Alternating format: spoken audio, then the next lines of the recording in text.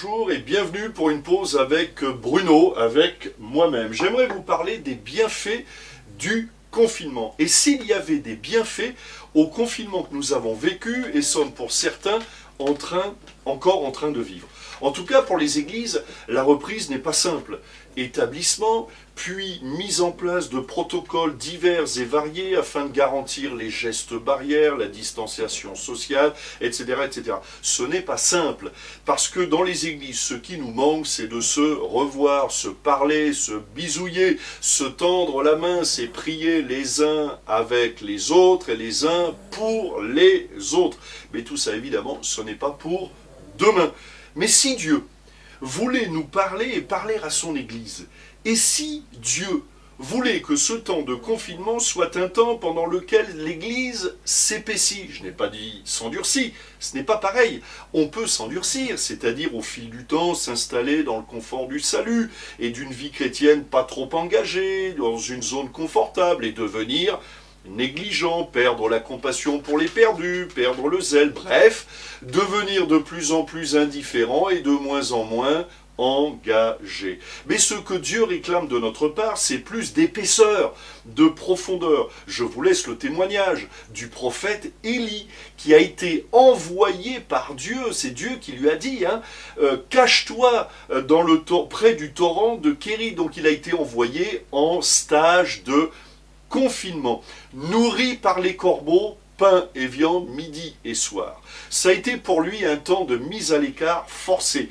comme ce confinement que nous vivons. Dieu a envoyé Élie au confinement au torrent de Kérit. Ce sera là donc un camp de formation personnelle. Il fallait qu'Élie passe par ce temps d'isolement à Kérit en face du Jourdain. Avant cela, Élie était auprès du roi Akab, qui aurait bien eu besoin de conseils spirituels, de témoignages. Si nous raisonnons humainement, nous aurions dit à Élie, mais non, il faut que tu restes auprès du roi Akab. Tu vois bien, Jézabel n'arrête pas de lui donner de très mauvais conseils. Et Akab, il a besoin de conseils en ce moment. C'est maintenant que Akab a besoin de toi.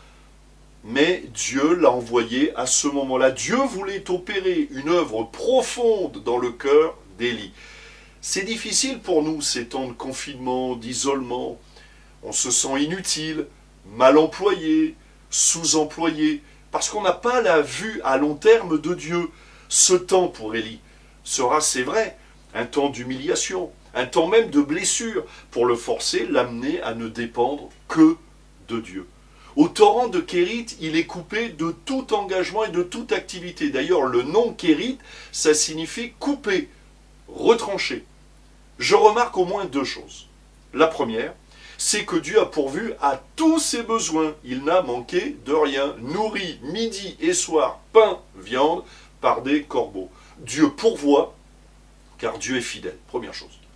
La deuxième chose, la plus remarquable à mon sens, c'est qu'Élie, en arrivant à Kérit, est nommé Élie le Tishbite, c'est-à-dire d'où il vient, comme si on disait Bruno le Limougeot. Mais en ressortant, en repartant de Kérit, Élie s'est épaissi.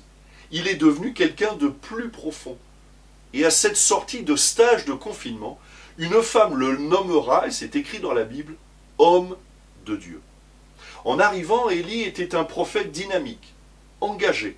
Mais il est devenu, grâce à ce confinement, les bienfaits du confinement, un homme de Dieu. Les hommes cherchent de meilleures méthodes. Dieu cherche de meilleurs hommes. Profitons de ces temps pour nous épaissir, pour devenir plus profonds. Soyez bénis.